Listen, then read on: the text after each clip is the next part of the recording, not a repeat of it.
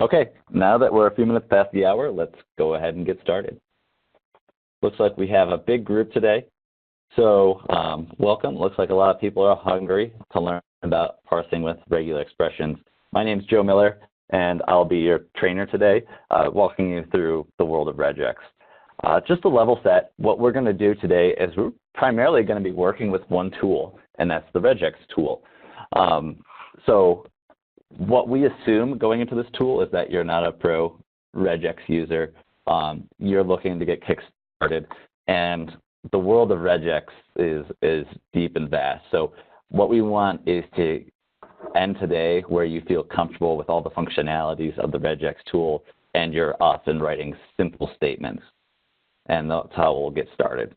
So before we get started here, what we're going to do is I'm going to let everybody know that you're on mute. If you have any questions throughout the session, I do have my Q&A panel up. Do note that there is a difference between the Q&A panel and the chat window. The chat I kind of let people use to converse with each other. Q&A is a formal submission to the presenter. So if you have any questions, I can mark them as answered or not answered, and I get a flag as things come in. So go ahead and enter into the Q&A if you have any questions, and I'll try to address it at the time if it fits. If it's a little bit more of a complex case, that's a one-off, I'll save it for the end of the session. So that's just the basics before we get in here. But before we even get into the learning of that content itself, I will let you know that we have some upcoming trainings coming up here. And if you're interested, you can find them at community.alteryx.com. But next week, or actually we're taking the next week off, but it's already in October. Next week we'll be doing course certification prep, part 3, that is, of a 4-part series. So go ahead and check that out if you're looking to get certified. We've done 2 in the past, and the playbacks are all available there on live training. If you're looking to get someone on your team onboarded, I'm assuming most people here today are a little past this Alteryx for Excel users just because you're wanting to join and do some advanced parsing. But if you're looking to get some other people on board or know people who would fit into this training really well, go ahead and check that out. Or if you're just looking to see how things translate to better your knowledge and how you might present Alteryx to a group of Excel users, that could be something worth your while as well. And then finally, we're going to be running our last session of course certification prep on that 11/20 week. And then note that that will be the end of November for us. So that's all the things going on for live training. We are getting to the point where we only have 1 more month after November left in the year, so we'll try to post those up as soon as possible. For today's training, I will make a mention, if you haven't been there yet, go to our link on community.alteryx.com. Go ahead, hit live training, and navigate into this Introduction to Regular Expressions class. For those of you who joined late because of that URL issue, I'm sorry, but I'm glad we got you in here. But you will notice that we do have a downloadable right here. So it's the workflow that I'm about to build. So if you wanted to follow along, you can actually download that, kind of build parallel to what's already there, so you have a little reference guide along the way. So that's going to help you if you want to walk away with some understanding or have some little documentation of what I'll be doing here today.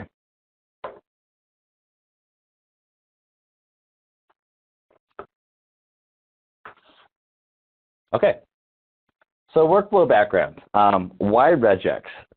You may be in a position where you've heard of it and you want to know more. What I'll say is, first off, for those of you who do not know what RegEx is, first of all, RegEx is kind of an abbreviated or shortened name for regular expressions. There is 2 different parties in there that think it's RegEx and some think it's RegEx. I tend to side with RegEx. It just feels a lot nicer to me. But on the flip side, I am kind of inconsistent because I do say GIF and not GIF. So it depends on what you believe to be the right thing. But that is, there are 2 very staunch and strong camps for each of those pronunciations. But that's aside from the point. What RegEx is doing is it's essentially a language for pattern recognition. And based on that pattern recognition, you can choose to parse, match, tokenize with these different patterns that you set forth, okay? And if that's a little vague yet, we'll get more into that. But what essentially we're doing is we're building a list of what we call meta characters or symbols to represent a pattern within our string, and then we can say how those patterns should be manipulated. Okay. What we have included here is a short comic strip. For those of you who are already working in RegEx, you've probably seen this at some point, but the main gist of it is if you know regular expressions, you do feel kind of like a superhero, because with regular expressions, you can do things much more powerfully and quickly than you might be able to do with kind of out-of-the-box formulas. They might not end up as being as long. However, they can be very complex. So there's always a joke that goes on out there that says, you know, I had a problem and I decided to use regular expressions. Now I have two problems, right? So the ongoing joke is mainly that, you know, it's not easy for everybody, and usually most people don't write the correct RegEx statement in the first try. It's kind of an iterative art, and that art will be based on what you need for your data. So there is no hard, fast rule of how to write the perfect expression, but it is nice for things out there that have matured in the wild, like say for credit card recognition, right? Let's say your data has a field for credit cards and you want to cleanse that. The nice thing is if you just go out on the internet, there's basically all of the big developers have huddled and found kind of the ideal RegEx statement that will accommodate all the different types of cards out there, whether they be American Express or Visa, and they have different sets of numbers and they break them up differently. So the nice thing is that for the more common problems, there's a general groupthink and kind of a go for it RegEx expression, or at least a nice baseline to work off of. So the other thing that I'm going to mention here is that RegEx, while we have a RegEx tool for it, it could be used anywhere where there's a formula expression. So you'll see we'll have functions called RegEx replace and RegEx match, and there are count of matches as well within our formula tools. So there are some additional functionalities that we have in RegEx that aren't contained in it inside the RegEx tool itself. But that's besides the point, because really if you understand how to use the RegEx tool, you're going to understand how to use it everywhere. And in fact, many times when I'm working with RegEx via formula, I drag down a RegEx tool just to build it there, just so it's a little bit more coherent, and then I copy in my end goal back into those formulas. So use case. What we have here, and you may have downloaded it, is a single list of article citations that have been returned into a single column, and not only a single column, but a single row. Okay, so it's a huge block of text inside of one cell, and what I want to do is parse and restructure the results into columns for the article's title, authors, and article ID. And the nice part about this use case is we actually get to use a lot of the different RegEx mechanisms, so you can understand not only how to build a RegEx statement, but kind of the behavior of the different ways you might write RegEx statements. So here's just a view of that block of text, really, really ugly looking, but we're going to deep dive in there and do some pattern recognition once we get underway. So here's our end goal, a nicely broken out list. We could certainly go further to break out different authors, but at least for the sake of today, we're just going to make sure that we have a clean title, author, and a PMC code to reflect what that article ID is. So in this workflow, you'll see it's very simple, but we'll spend a lot of time in each of these tools. We're going to be talking mainly about this RegEx tool, but a lot of times you might find that there's actually a relationship between RegEx and text to columns and how people use them synonymously. So we're going to walk through that use case as well. So here's an example of just a view within our RegEx tool. Okay, so it's pretty simple and straightforward. Here we're going to choose a field that we're going to be working on. And then down here below, and I like to point that out before we even touch the regular expression, we have output method. An output method really reflects 4 different ways you can run a RegEx expression, okay? A regular expression, I should say. One would be replacing, one would be tokenizing, parsing, and matching, okay? And we're going to walk through each of those examples here. So let's look at a parsing behavior. Here I have my data, and I want to write a regular expression that takes this date and creates 3 fields, a field for month, a field for day, and a field for year.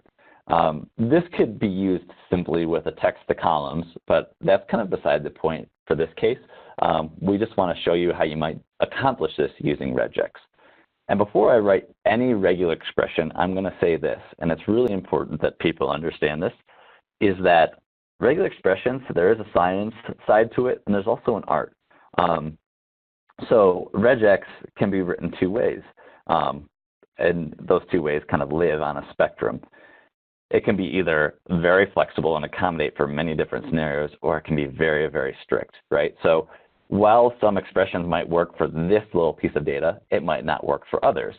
And that could be intentional, like I don't want it to work for others, or it could be not, right? And that's a decision that you need to make inside of your data for your own needs, right? Do I want to have a very stringent, has to go with this format, or else I don't work with it? Or do I need to accommodate different scenarios? Or is it somewhere in between? And I think for many people, it's that somewhere in between point. But that's something you need to define for yourself. When does it work and when does it not? So in this case, let's say I had a column called date, and I'm going to start writing a regular expression. For parsing, what I like to call out is kind of the most important thing when working with parsing are what we call these closed groups, right? So a set of parentheses. And this is really our first regular expression meta character. So let me just pop over to my designer really quick, just because I think it doesn't capture it inside of PowerPoint very quickly. But let's say I did want to parse that field. I'm selecting the parse method. I could drop down a menu and see all of my meta characters, right? And the one that I entered in that PowerPoint is called a marked group. Okay, so I can actually continue to click a whole bunch of things, and I'm building a regular expression along the way. Don't be daunted by all these weird characters and words. They just represent some sort of pattern. But the nice thing about closed group, or marked groups, is if you look down here, as soon as I type one, you see by creating a marked group, I'm kind of saying, hey, I want to get at least one field out of this. Or maybe I want to get three, right? And since we're working with that date information of month, day, year, and I want one column for month, one for day, and one for year, I'm going to enter in three of those, right? So my expected results will have three columns: RegEx out 1, RegEx out 2, RegEx out 3. So I'm capturing some group, but we haven't defined what should be contained in each of those columns, right? So what I'm going to do is enter in and introduce a new meta character,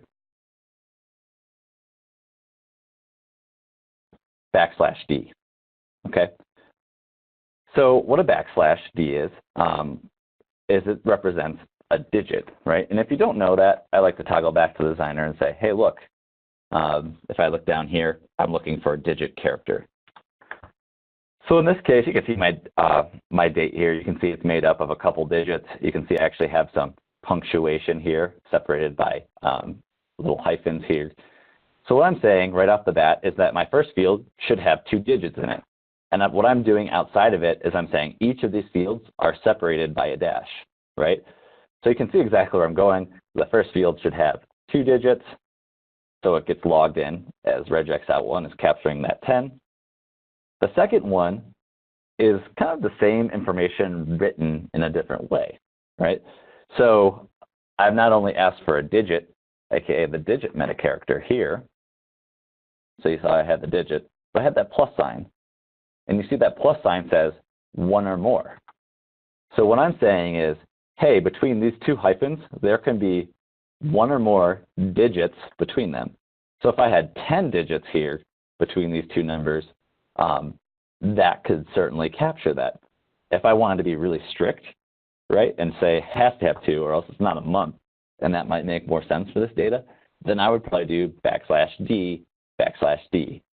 Or there's actually a shorter way to specify how many times that \d can show up, but that gets into more advanced methods. But in this case, right, just because we said, hey, it could be any number of digits as long as it's contained within 2 parentheses or 2 hyphens, it's just going to log that 12. And then finally, I'm just going to write that same expression for 2015.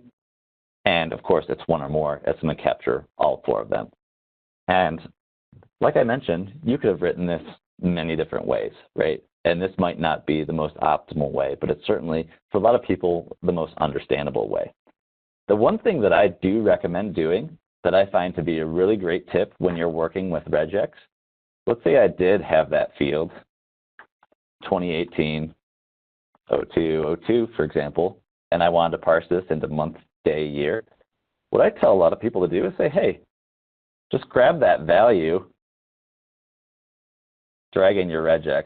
Let's go back to our parse, right? And drag it into your regular expression. And I actually work with that data right off the bat. So I say what I want those closed groups to be. So you can see this would be capturing 2018 0202, but in this case, it will only capture and split data that is 2018 0202. So I need to make it flexible enough to handle digits, right? So I might go ahead and highlight this, update it to a digit, and say there's one or more of those digits, right? So you can see how I'm starting to work this data. It's nice to get like a little template in there and start building from there. That's a really nice way to get up and running with your regex statements quickly. But in today's example, we purposely made it so it's not that easy to do that, right? Because we have a huge string of data. So that's the parsing mechanism. And you can see parsing was simply taking one field and breaking out into multiple fields. Here's that setup that I did show you. The one thing I did not mention is on these output fields for these closed groups that you built, you can rename those fields. You can set the type and size as well. My recommendation, though, is that you don't do that until you've settled your statement. The reason being, as soon as I update this regular expression, this is going to rewrite and change down here. So it's going to reset to a kind of a new output field value. So once you've got things kind of figured out, then you go ahead and name it. Next up is a matching example. Okay, so there's one of the second output methods is basically saying I'm going to give a particular field a pattern, and it has to tell me if something matches within that field, right? Does it fit something? So simply I'm looking through a set of emails, right? And maybe I'm looking for all emails that's got scheduled information or make mention of the time, right? So here I have an email saying, Todd, don't forget our 30-minute meeting at 4 o'clock tomorrow, and please be sure to send me one follow-up tonight. So what I need to do is go through and actually set up a regular expression to say, hey, do any of these emails kind of have a timestamp in there that I need to pay attention to? So we have to write a rule for that. Let's go ahead and do that. So the first thing that most people will do is say, hey, you know, if I'm looking for something to match, I'm going to have to make sure that time, and time is made up of numbers. So I'm going to write my digit meta character in there, \d.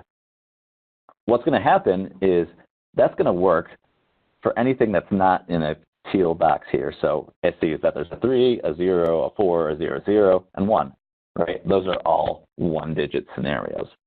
So in this case, it's going to just not match that right, you know? So it's not going to be the way we want it. Now in this case, I've added a meta character off the front that said dot plus. What does dot mean? That's a new meta character for us. Dot means any character. It could be numeric, it could be punctuation, it could be a space, it could be the letter O, any character within a string. So now my regular expression says, hey, I'm trying to match this whole string together, right? It could be any set of characters and then followed by one digit. And honestly, this teal box should cut off at the 3 right here, saying it matches any character up to one digit. And you can see it's done the same here. So still false, right? What if I said, and I'm flipping to the other side of the spectrum where some things may be too flexible, hey, there can be any set of characters, a digit, and then any set of characters, right? So I have any set of characters, a digit, any set of characters, it's a match. Perfect. This is great for detecting if there's one digit inside any of my emails, but it's not strict enough to say, hey, it needs to be a time format digit, right? So sometimes this is where we get into the flexibility game, right? It's overly flexible for our case. So what I need to do is update it with some information. So what I'm going to do is add another character in here in between the two and say, hey, it's got to have a colon after a digit, right? And then followed by any string characters. So what you see in this backslash is called an escape character. So it basically says, hey, literally look for the value of the colon. So in this case, it does see that there's a string of characters, there is a digit followed by a colon, and then any string of characters after that. What I could have done too is actually said that it has to have 2 digits after the colon, right? And that would have given me the same result. But for my case, I've matched to the string and say, hey, this email does have a timestamp, and this one does not. So that's the matching criteria. And you see if I could write my regular expression right inside my RegEx box there and just output the match, and it'll just add a new field called true or false. So we're kind of halfway through with the different matching mechanisms here.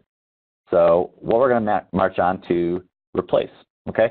And replace actually kind of circumnavigates a lot of people's need for parsing, because not only does it parse, it rearranges in the same breath. So if you are looking to split out your field only to rearrange them in a different way, that's where replace comes in handy, or if you just want to keep a subset of that field.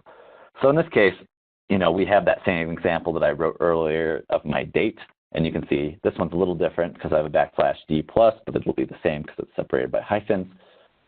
But all I want to do is rearrange it so it's in the format of year, month, day, aka the Alteryx date format. Well, each of these groups that I've created, field 1, 2, and 3, all I do is build a new output saying how those should be rearranged. So I said, hey, for that closed group of 1 that I captured up here, I want that second. For that second group that I captured, I want that third. And then finally, that third group I want up front. And I entered in also that I wanted them separated by hyphens. So as a result, I would get this output. So that's pretty cool. And all you have to remember that's a little unique about this is you need to make sure that you do have your $signs before these groups. But that will also be in the replacement builder as well to let you know what's there. The final one, and I'm sorry, you can actually see it down here. I've built my regular expression. In this case, I'm just writing out the year. So I've taken this replacement text saying, hey, just give me group 3. I just want the year from this. The final one that's kind of scary, but actually is very powerful, is the tokenize.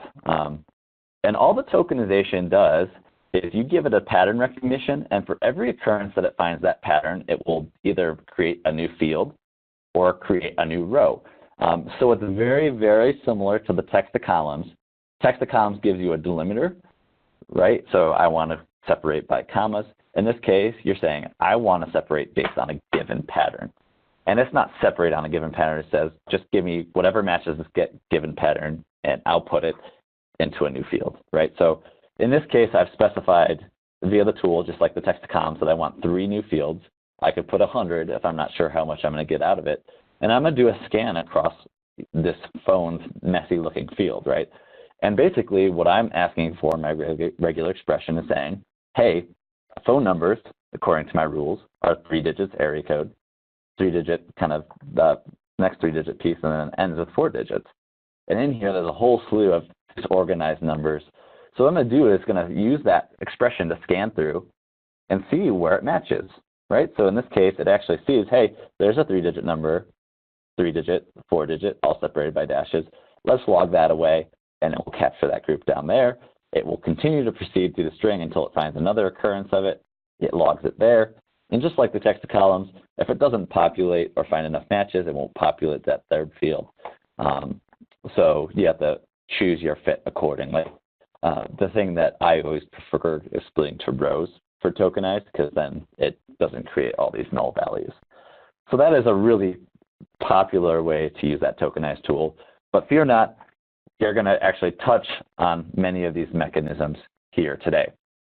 So let's go in and start building within our Alteryx designer. I'm going to pause there for a second because it does look like we do have some Q&A coming into the window.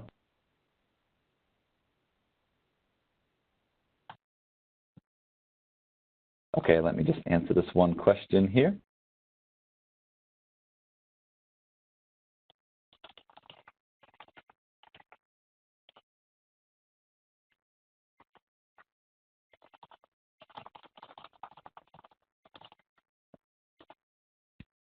Okay, so let's go ahead and build on our expression.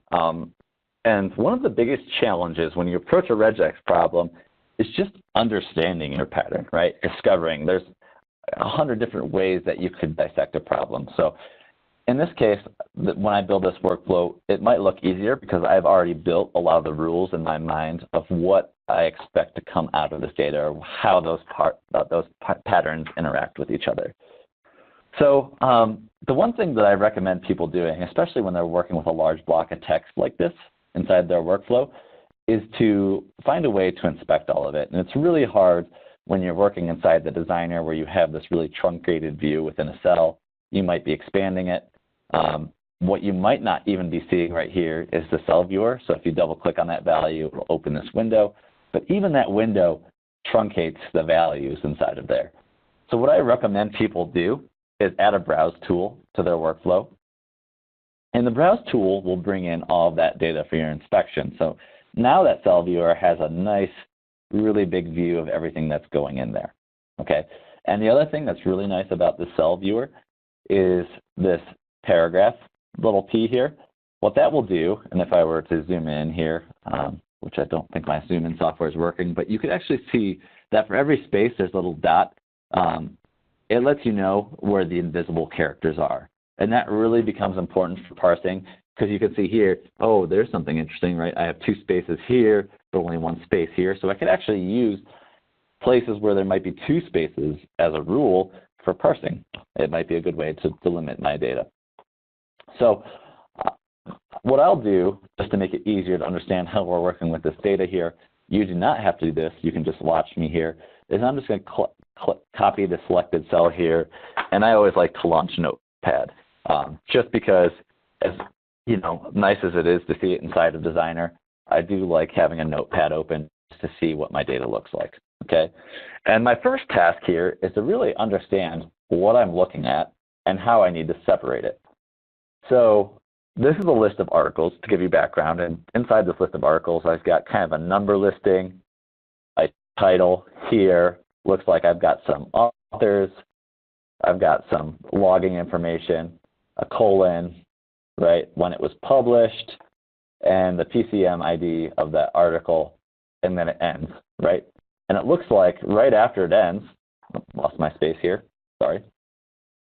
Right after it ends, it looks like there's the number 2 article, right? So I just kind of like to break this up a little bit. So you can see there's 2, there's 3. So I can start to see the chunks of my data a little bit more. Now, by breaking them up, I've kind of broken the pattern a little bit, but at least I know at a high level how my data should be separated. And this is really should be my first step, is separating, not at the detail level of where, each of my authors are and which of my description, but at least want to get, each of these articles into their own record. And how would I best do that? Well, for me, I don't know how many articles I have, and I basically want to say, for every time I occur this pattern where I might start with a 1 and a colon and end with a PCM ID and a comma, right? I might want to break that out to a new row. So what are some things that we can use to build rules around? Well, the thing that I like to use is, in this case, I like to say, hey, every article is going to start off with a digit, and there's going to be a lot of interesting different characters in between there. And right near the end, there's going to be a PCM code, and each PCM code, by rule, is only 7 characters long. Okay? So I'm going to write an expression that says, hey, capture anything that starts with the number colon and ends with PCM with 7 digits at the end. So let's go ahead and build that and see what that looks like. So what is that method that I'm going to use to break out any occurrence that I matched a pattern? That's exactly what we saw with our phone number. We're going to tokenize it, right? So each time that I find this pattern where it starts with something, I want to break it to a new record to say, hey, this is a net new article that I'll be working with. And as I like to practice, I like to split to rows. So every new record or every time it matches that pattern, I just want a new row. And that eliminates, the guesswork between columns and whatnot. So the first thing I'm going to do is I'm going to choose the field to parse. In this case, it's really easy because I have 1. And I'm going to go ahead and start writing a regular expression. Okay?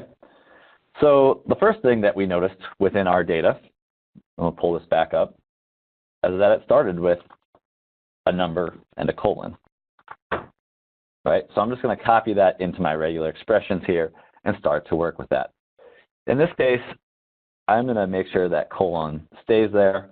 I'm going to keep a little separator, and I'm going to create a meta character saying, hey, it doesn't have to be the number 1. It can be any digit. So what I'm going to do is just delete that and say digit, okay? So I'm well on my way here, but one thing to consider is, this 1-digit colon will only work up to 9 articles. As soon as I go to 10, it's going to break my regular expression, so I need to add some flexibility and say, hey, there has to be at least 1 or more of these digits before these colons, right? So if it's 12 or 115, it's going to work as long as it precedes a colon. From there, I'm going to add a few bits of information. So I'm going to say that after that colon, there can just be any single character, 1 or more, right? Any variability could be number, comma, spaces. I don't care. But what I do care about is that it does end with the letters PMC. And I'm going to bring my notepad back up here. But it does end with PMC and 7 digits, right? So I'm going to add digit, and I could do that through the expression builder here. Digit, and I could write out 7 of these. So I could go like that, and that looks pretty messy. There's actually another option in here, and I actually think it's actually not in this expression builder. And it's just a little tip that I'll show you, is that if I just do a curly bracket 7 and close that curly bracket, it's just saying how many times I expect that to work. And this is going to be really strict. It's going to say only work with things more than 7, or say it won't work with anything more than 7 or anything less than 7, but it will work along the way. Okay? So let me make one more tweak here. Make sure I've got everything correctly built, and I'll address things. As always, it's an iterative process, right? Okay, so I just wanted to make sure I captured the last PMC. That's what this question is. So if I look inside of my data here, let me pull up my notepad again. You'll see that I actually have another PMC right here with not a number, so it wasn't tokenizing. So I needed to do something. I added this question mark to let it know that, hey, grab all of the characters before and go all the way to the last PMC and then find that PMC and go after. And this is where I'm talking about where it can be a very iterative process to mess around with.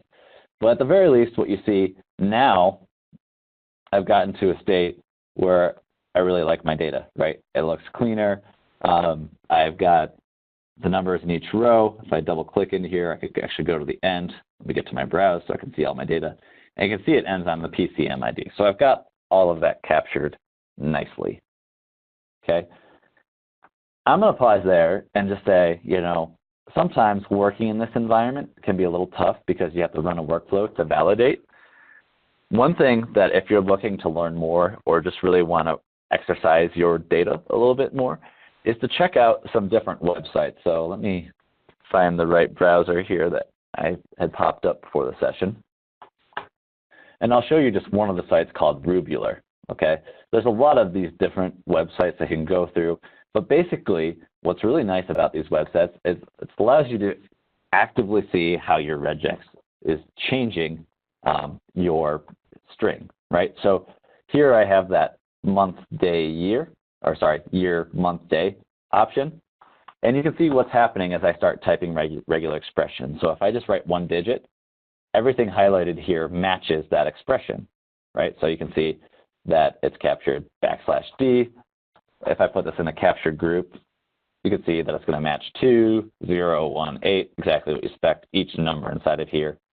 Let's say I wanted 2 digits. That's going to match 20, 18, 10, 10. Let's say it had to be preceded by a dash. It's just going to match either of those 10s. What if it had to follow a dash after, you can see now it's just matching that middle 10, right? So it's a really great dynamic way of working with your data before plugging it in here. And then once you're comfortable with it, you can get into it. But you can see that you just kind of build from the ground up.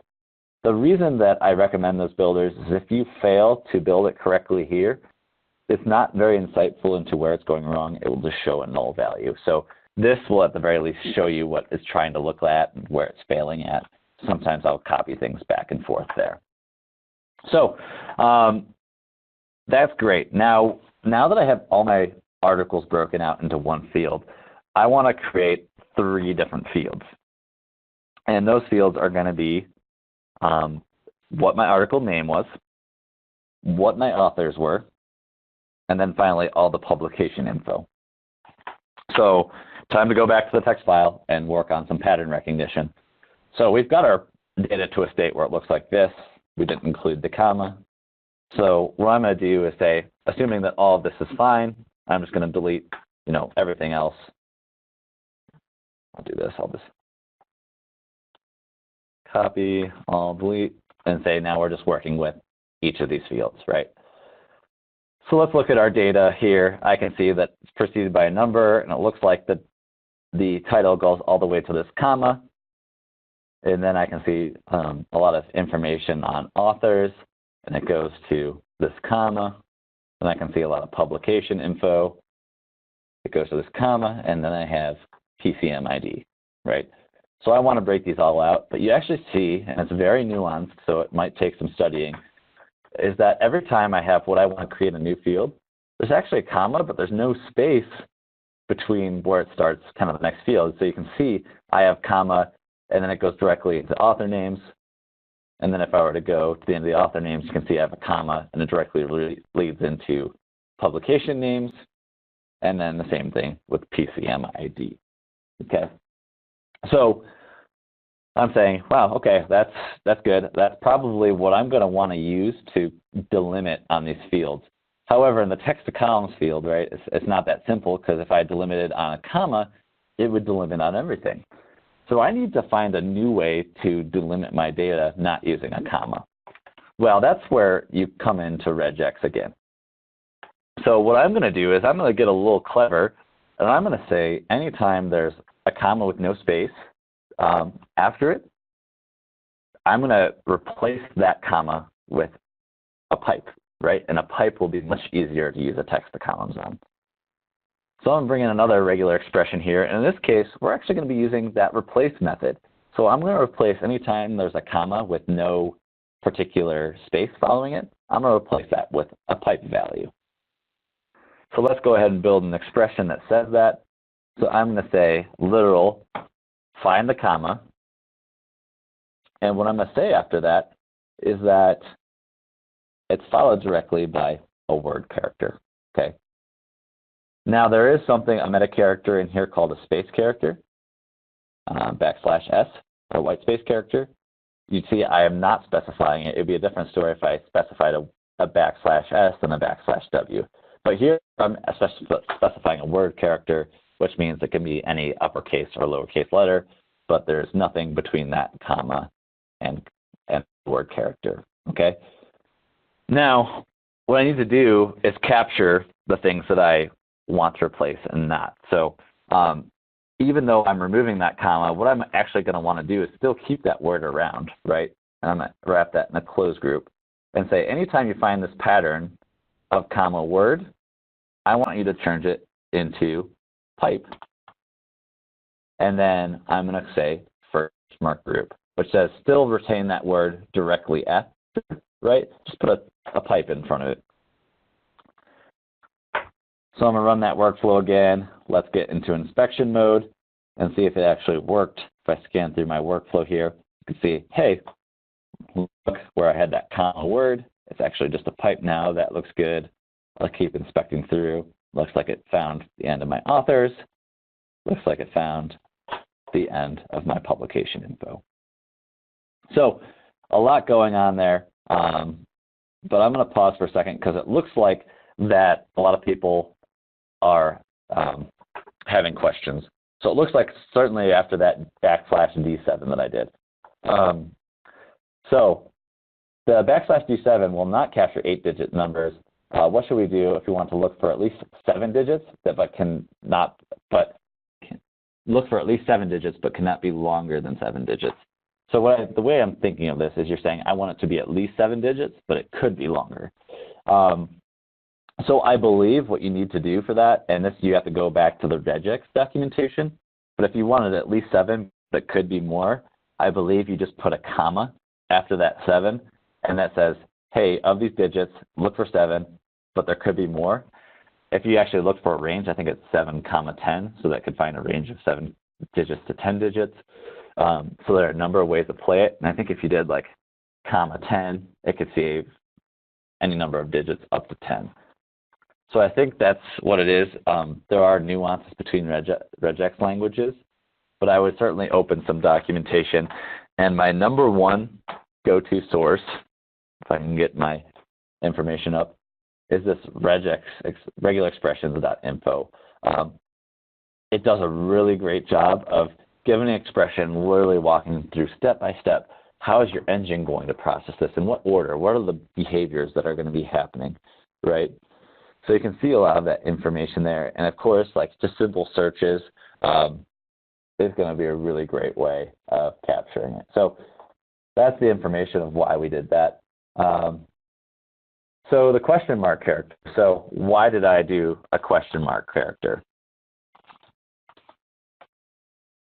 So I'm going to put this in here. Let's see if this has actually got a good resource on it.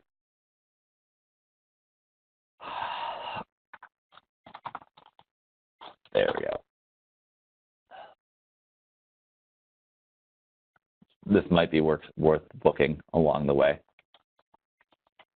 Okay. So question mark could be used in a number of different ways, but there's this concept of laziness versus greediness inside of RegEx. And this gets to be a more advanced topic. But basically, you tell your regular expression, hey, I told you I had multiple PMC codes, right? Do you want me to search for just the first pattern and capture everything up to that first pattern?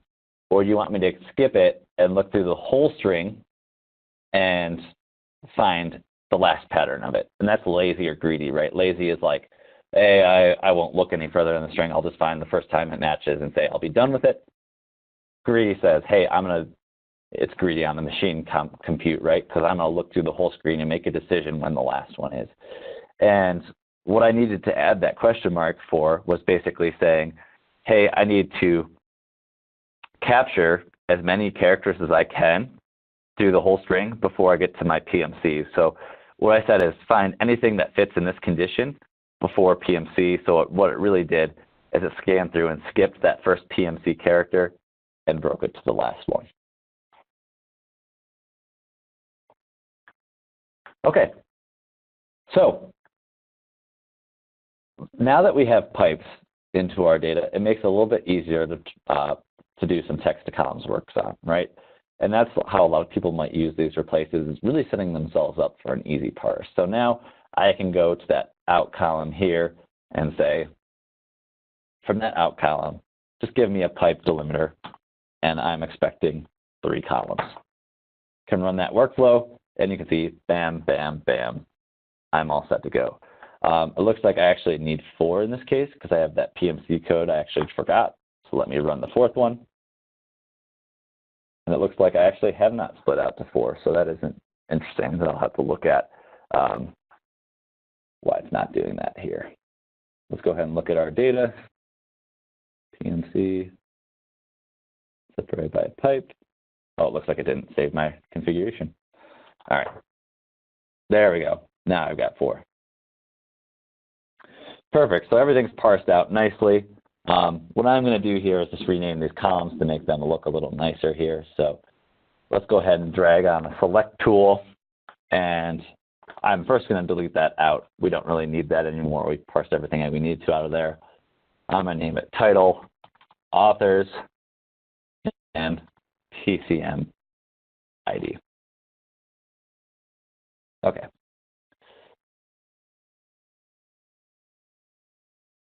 So the question is that I just got in, do you have a list of different sites you visited during this training? I do not have them explicitly stated anywhere, but what I will do is I'll write a comment after this training with a few of the resources that I showed here today. And also note that this training is being recorded. So you also have that as a resource. We'll post that in a day or two after this training. Looks like I named my PCM ID, but I forgot the title, authors, and in this case, I might not want publication info. I'm just going to drop that out. That's a whole other beast that we can address a different day. So there you go. I've got the nice title, authors, and PCM ID, but maybe I just want to do some validation really quickly, or I do want to do some cleaning up. So the first thing that I might want to clean up or validate against, or let's just do some cleanup first. The first thing that I'm going to want to do is actually update my title, right? Let's say I want to strip my title off. What I could do is I could write a simple formula that says find the first white space character and substring it from that position inside my string. But I'll just show you the RegEx alternative because why not? It's fun. It's the RegEx training, right? So let's go ahead and just clean up this title a little bit. And what I'm going to do, that's going to use replace in a little bit of a different way. So we replaced, to show you how you might prepare it for text columns, I'm going to replace it just to clean up that field itself. So I'm going to say for the field title, let's go ahead and clean up anywhere where there's a number colon and just remove that completely from my expression. So what I'm going to do is go in here and write in my first thing that I would expect, which would be a digit is at the start of my pattern. And there would be one or more of them. So I'm going to write in a plus sign. You could have used this builder. I'm going to say that there's a colon. And then what you might not see, which you can actually use here as well, so if I were to click onto this data and use this T, you can actually see that there's two spaces. Okay? So I'm going to use that to my benefit here. And just say anywhere where you find this pattern, replace it with nothing, right? Just totally remove it from my data set. So now when I run it, it's completely gone. Okay? So anytime it found that pattern, I replaced it with nothing, and it's completely gone.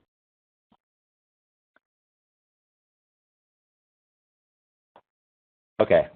There is someone calling me out saying that I'm transposing PMC to PCM. I apologize. Yeah, that might be a problem when I'm working through my data. It does make sense to make sure you say it in the right way or type it in the right way, because that definitely would have broken my problem as well. So yeah, I've got that title cleaned up now. Now I might want to do some validation saying, hey, you know, what if I want to look at my data and say, I've got a lot of, 968 records to inspect. What if I didn't correctly capture my PMC ID, right? What if it's not the way what I expect it to be? That's where I might use the final of our RegEx functions just to validate if things are correct or not. So let's go to our PMC ID, our PC, sorry, I am mixing myself up just because I transposed it incorrectly over here. Let's look at our PMC ID and just see if it matches the pattern that we expect. And the pattern that we'd expect is probably similar to this, right? So I'm just going to copy that selected cell, as I proposed earlier, and drop that in my regular expression. And what I want to do is just kind of reflect what I'd expect this to be. So I expect everything to start with a PMC ID, colon, PMC, and I might say that I'd expect it to have the digit of 7 characters at the end, right? Make sure that everything is abiding by that rule. And again, we're running a match methodology. So let's go ahead and look at that data here. And if I look down here, you can see that everything is checking out true, but I actually might be getting some falses along the way. And I could put in a match if I wanted to. So in this case, you can see it doesn't return any value because I didn't correctly parse out this. And when you go in here, you could actually look in here and see what the problem is. And you can see this one actually didn't have a PMC ID. And that's going to be an issue. It's more a data cleanliness issue. But if we saw that maybe it was an 8-digit number, we have to update all of our rules to reflect that. So that's a way to kind of validate and make sure that everything in your data is squeaky clean. And what I'll do is I'll just create a filter saying we only want to work with our data where that matched value is true, right? That's just a really clean set of data. So really, we can look at our data set here and we can see, looks like there was just some values in here that didn't correctly capture it.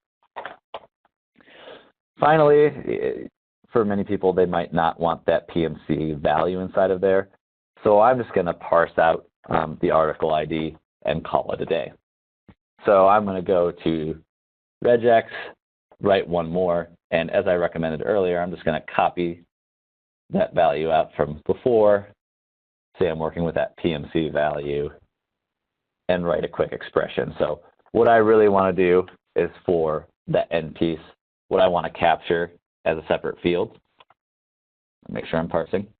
What I want to capture as a separate field is a digit of 7 characters. And I'm just going to name this article ID. And I could assign my rules here. But now you can see I've captured my article ID from the field PMC ID. So I know that was a lot of information. I was rushing a little bit at the end there to make sure that we get to the end of the hour. But rest assured, the recording will be available to you. So if I was moving at a clip that you want to go back and review, this will be available to you. A few notes that I do have is that if you do have any issues with RegEx, you'll see that there's a wealth of knowledge out there in our community. We do have some tool mastery series that you could refer to that might make things a little easier. And what I showed today in terms of meta characters, we've mainly worked with just the period, meta character, a digit, a word, right? But there's a whole wealth of them out there based on the pattern you need. So look it up, look up those resources, and it's one of those things that you'll probably just have to have some documentation open as you iterate through it. Finally, if you need help and you just need support along the way, go ahead and talk to us at support@alteryx.com. So that's it from this session. What I'll do now is I know we moved quickly there, so I do want to allow for some questions. So if you have any questions, go ahead and open them into the Q&A window, and I'll try to address them where I can.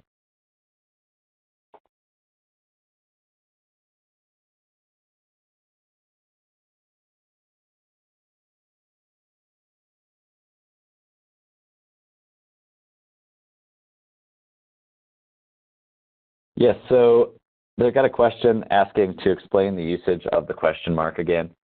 So a question mark, it's a tough thing to get a hang of, but what I think is going to be more helpful than me verbally talking to it, since I've missed a few times already on the explanation, is I would actually go in here and just check out the documentation when you go in here. So in this case, the question mark precedes, or it follows the color U, right, or the letter U. We're putting a question mark after that. It's actually recording how many times it's going to find it. And what this is doing is kind of dictating how lazy or greedy my string will be. So let me just open a notebook here, and I'll try one last jab at it. And if we don't get it, then I'll just refer to the documentation. But let's say I have a string here. There's the values ABC in there, ABC, ABC, right? And my regex expression was simply find ABC, right? There's two ways that your computer will actually process this, and this is either in the lazy way or the greedy way, right? Lazy meaning, hey, the first ABC, and what I'll do here is let's say I just have this, any characters leading up to ABC, right? There could actually be a number of results. It could be this result. It could be this result. It could be this result, right? Each of these end with ABC, but have any string of characters in front of them. Okay? This is what we call the lazy methodology which is basically saying, hey, find the first time it happened and call it a day, right? This is called the greedy methodology, where it scanned the whole string and said, hey, I just found the biggest version of it, the longest version of it. I looked through the whole string, right? And that laziness and greediness is dictated by meta characters like a caret sign and question marks, right? So they let us know when, and actually dollar signs as well. So that's going to take a little bit more research as to what you need. But what I basically did with that PMC values is we had any set of characters PMC, right? And then some digits. When I wrote that expression that had the dot period question mark, I said, grab as many of those characters before the next PMC. Let me write my PMC here. So don't grab this one. Grab this one. Don't be lazy, be greedy. So go all the way to the end. That way I know that at the very end I'm getting the actual PMC I'm looking for instead of truncating it here.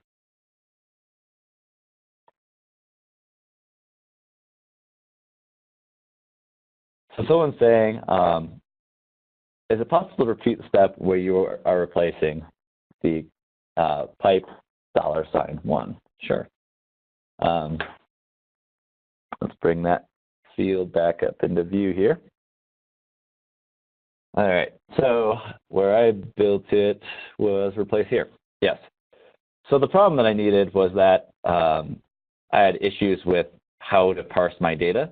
And the only times I found that it would actually work effectively is anywhere where there was a comma with no spaces on either side of it, really more importantly on this side of it, right?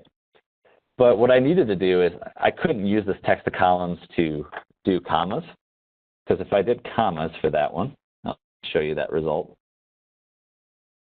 And let's say we split two fields. You can see it's parsing on every instance of comma, and that might not be what I want. I just want to split the descriptions, authors, et cetera, and each time we found that they were delimited in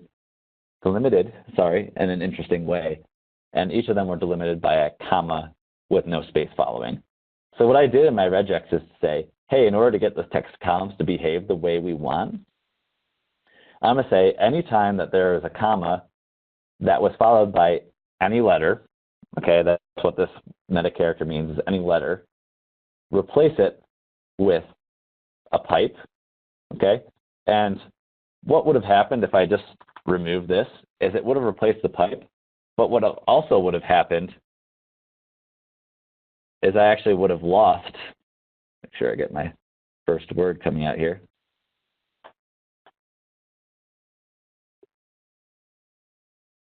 My first word, right? So it replaced the pipe, but that first word I was looking for that followed directly, or that first character, I lost it along the way. So I need to make sure that I kind of keep that. Replacing is kind of the wrong word. I want to make sure that I carry that over into my replacement text.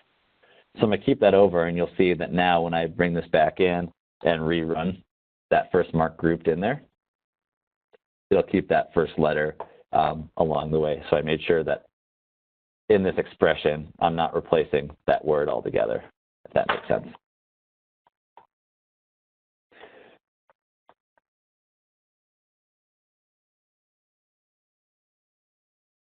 So the reason that I chose the pipe might be the question. So I just chose the pipe because it's a unique value that's really easy to use here. Comma wouldn't have been very good. I know I have colons in here, so I couldn't have used a colon as a delimiter. I guess I could have done something silly as a quotation mark if I know it's not in there. That's really up to you. In this case, I just found that pipe existed nowhere else in my data, so that might be a nice one to delimit on.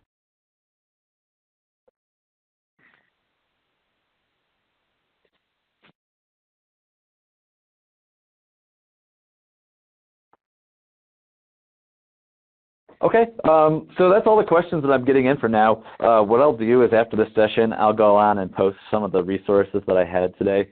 And do know that it's not a perfect science, right? No one writes it in the first try, but once you get there and you get to the result that you need, you'll start using it more and more, and it will really up your Alteryx game. So it's worth trying out, and I like saying, start with the more benign use cases. This use case that you see here is a really big parsing exercise. So you can see I had to use, 6 regex expressions to get to my result, whereas many people are just looking for one, right? Or simply grabbing a value out of their data. So this particular way I've prepped this data set with all regular expressions, but you might not find that it's this big at the same time. So just, give it a try, play around with it, and do know that, you're not alone when people are experiencing this. Just go out there and see the resources, and you'll find that they're really, really powerful and very helpful in guiding you to the right answer.